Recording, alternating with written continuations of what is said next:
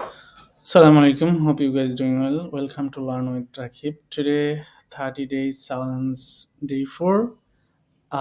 Usually, we're making video for 30 days challenge vocabulary practice. So today is day 4 and today our keyword is advent.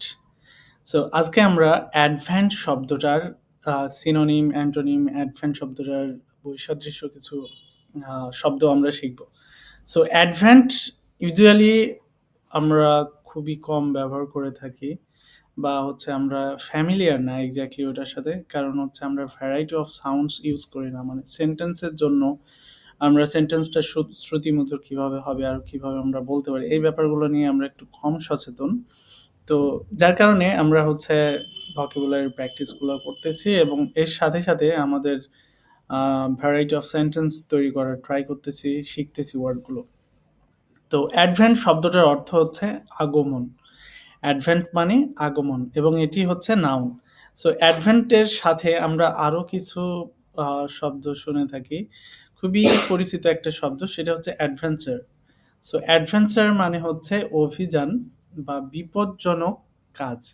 Adventure আমরা বলি যে হচ্ছে that was great adventure for us that trip, as like we're going to trip and there will be adventure, so something like this we can say. So adventure হচ্ছে আম, অভিযান বা বিপজ্জনক কাজ। এবং এর সাথে আরেকটা সিমিলার আসছে, সেটা হচ্ছে মিস অ্যাডভেঞ্চার। জাস্ট অ্যাডভেঞ্চারের সাথে মিস অ্যাডভেঞ্চার।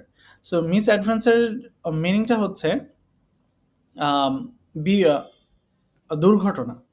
অনেক সময় দুর্ঘটনা হয়ে থাকে বা আমরা অনেক সময় দুর্ঘটনা শিকার হয়ে থাকি। তো মিস অ্যাডভেঞ্চার আমরা এই ক্ষেত্রে ইউজ করতে পারি।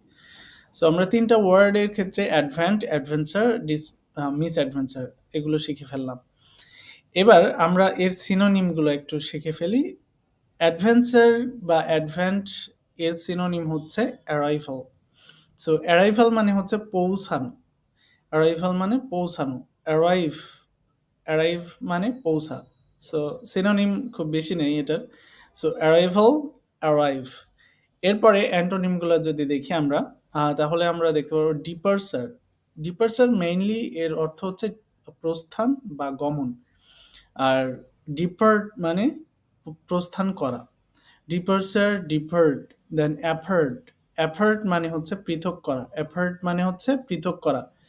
এরপরে আমরা দেখতে পারি অ্যাপারথাইড, জাতি বিদেশ বর্ণবাদ। অ্যাপারথাইড মানে হচ্ছে জাতি বিদেশ বর্ণবাদ। এরপরে আসছে পার্ট। পার্টটা আমরা ইউজুয়ালি সবাই জানি, কম বেশি ব্যবহার করে থাকি বাংলা শব্দের সাথে। So this is a part. So part মানে হচ্ছে পৃথক অংশ, অংশ বা পৃথক অংশ। এবং লাস্টলি আমরা বলতে পারি ডিপার্টেড। ডিপার্টেড, ডিপার্টেড মানে হচ্ছে মৃত ব্যক্তি, যে ব্যক্তিটি মারা গেছে অলরেডি। সো ডিপার্টেড মানে মৃত ব্যক্তি। তাহলে আমরা অ্যান্টোনিমগুলো যদি আবার পড়ি, disperser, depart, apart, apartheid, part, departed.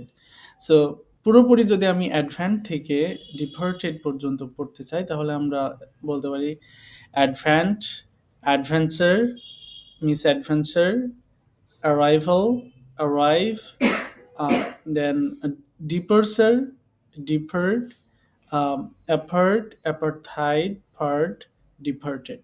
So that's all for today. Today was day 4, and hope you guys practice with us. And it is really great journey to boost your vocabulary, to make sentences. So hope you can do it, inshallah, and make it consistency.